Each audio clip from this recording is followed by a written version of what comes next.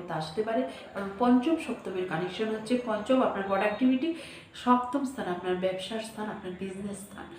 এবং আবার যারা অলরেডি বিবাহিত তাদের ক্ষেত্রেও বলবো স্বামী স্ত্রীর মধ্যে কিন্তু সম্পর্ক এই সময় ভালো হওয়ারই সম্ভাবনা বেশি। তারপর আবার দেখুন 23 নভেম্বর থাকছে বৃশ্চিকে, আবার 24 নভেম্বর থেকে 6 ডিসেম্বর সে আবার চলে আসছে কোথায়, তুলা রাশিতে রেট্রোগেট অবস্থা আবার ফিরে আসছে।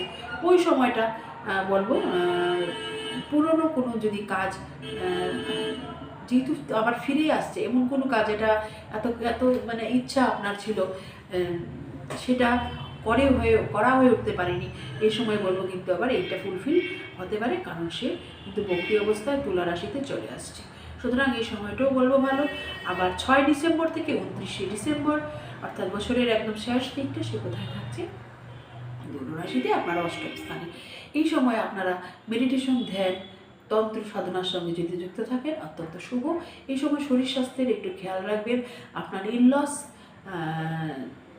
যারা আছেন তাদেরও একটু শরীর স্বাস্থ্যের খেয়াল মানে শ্বশুরবাড়ির লোকজনের বলছি, শ্বশুরবাড়ি থেকে প্রপার্টি বা ধন প্রাপ্তির যুগ দেখাচ্ছে, কারণ এখানে কিন্তু দ্বিতীয় পতি অষ্টম পতির কানেকশন সৃষ্টি হচ্ছে।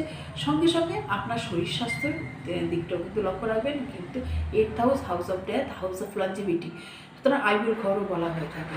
আবার 8th হাউস গবেষণার উপর, যারা গবেষণার সঙ্গে যুক্ত আছেন তাদের ক্ষেত্রে বলবো, কোনো রিসার্চ ওরিয়েন্টেড পড়াশোনা করছেন, ডক্টরেট করছেন, পোস্ট ডক্টরেট করছেন, বিদেশে পড়াশোনা করতে চান, তাদের জন্য বলবো সময়টা অত্যন্ত শুভ।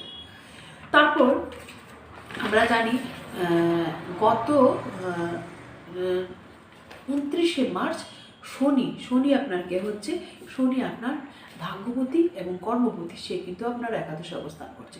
সুতরাং এই 9th লর্ড এবং 10th লর্ডের একাদশে অবস্থান আপনাকে, যদি আপনার বাচ্চাটি শনির অবস্থান ভালো থাকে এবং আপনি যদি পরিশ্রমী হন, সৎ হন, আপনার লক্ষ্যে আপনি স্থির থাকেন, অবশ্যই শনি আপনাকে কিন্তু এই সময় অনেক অনেক কিছু দিয়ে আসতে পারে, কারণ পঞ্চম সপ্তমের কানেকশন হচ্ছে পঞ্চম আপনার প্রোডাক্টিভিটি, সপ্তম স্থান আপনার ব্যবসার স্থান, আপনার বিজনেস স্থান।